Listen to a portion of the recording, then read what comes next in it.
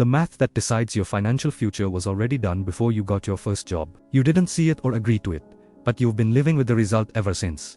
To people, same age, same intelligence, same effort. One ends up wealthy, the other never quite gets there. Not because one worked harder or was smarter, but because the math underneath their lives was different, and almost nobody talks about it. Right now, millions of people feel like they're doing everything right, working, saving, budgeting, being responsible, yet the finish line keeps moving. This video isn't about motivation, it's about the numbers that quietly decide who wins and who never even gets invited to the game. Most of us grew up with the same belief. Work hard, earn more, save consistently, and over time wealth follows. It sounds reasonable, it feels fair, and it's mostly wrong. Income is not the same thing as wealth. The math that governs income is completely different from the math that governs ownership.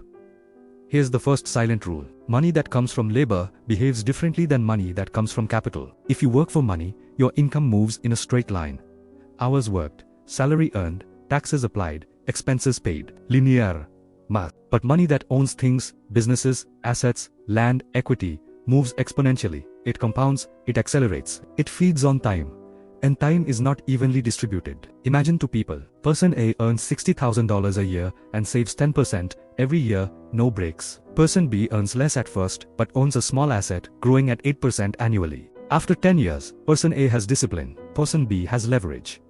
After 20 years, person A has stability, person B has momentum. After 30 years, the gap is no longer explainable by effort alone. That's the first uncomfortable truth. The system doesn't reward hard work equally. It rewards position, and position is usually decided early. Compounding doesn't care how hard you worked for the first dollar. It only cares how long that dollar is allowed to stay invested. Time beats effort. Always.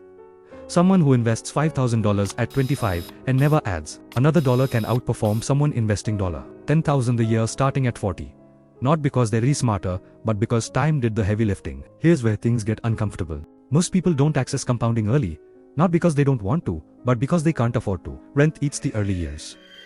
Debt eats the early years. Low wages eat the early years. By the time saving becomes possible, the most valuable asset, time, is already gone. That's not laziness. That's math.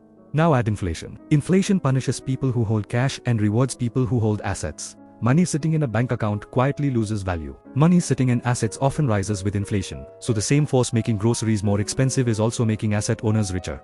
Same system. Opposite outcomes. This is where the system starts choosing winners. Ownership is protected. Wages are negotiable.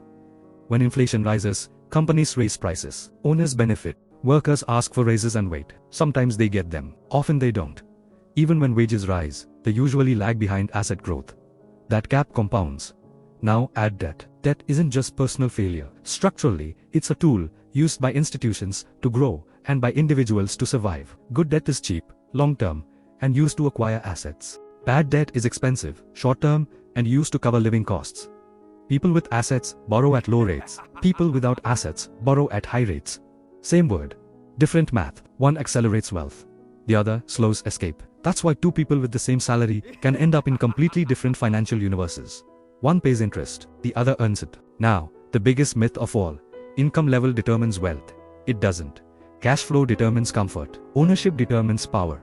A six-figure salary can vanish with a job loss. A modest asset portfolio keeps paying even when you sleep. That's why recessions hit workers first and hardest, while recoveries benefit asset holders fastest. The economy isn't broken. It's doing what it was designed to do. Reward ownership and discount labor. Even education doesn't escape this math. Degrees raise income, but they don't compound.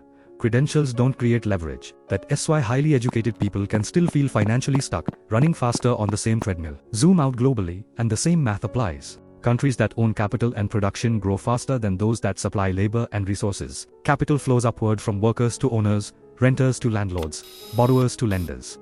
Not through conspiracy, but incentives. No villain needed, just math. The system doesn't need most people to understand this. It only needs participation. Paychecks keep it running. Consumption keeps it spinning. Debt keeps it stable. Understanding the math doesn't guarantee escape. But not understanding it guarantees dependence. That's why common financial advice feels hollow. Save more, cut back, work harder. None of that changes the equation. It optimizes survival, not leverage. And leverage is where outcomes diverge. So pause for a moment and ask yourself, are you playing an income game or an ownership game? Because the rules, risks, and finish lines are not the same. The silent math isn't evil, but it is indifferent. It compounds what already exists. Which means the real advantage isn't intelligence. It's position. And position compounds faster than hard work ever could. So when someone pulls far ahead over time, the explanation is rarely motivation. It's math applied quietly, relentlessly, over decades. And the real question isn't whether this system is fair. It's how long a system built on invisible math can stay invisible. Because once you see it, you can't unsee it. And once enough people see it, the math may be forced to change, or it won't. And that uncertainty is the most honest ending this story can have. At the end, don't forget to subscribe the channel Ricify Doctrine. Thanks for watching.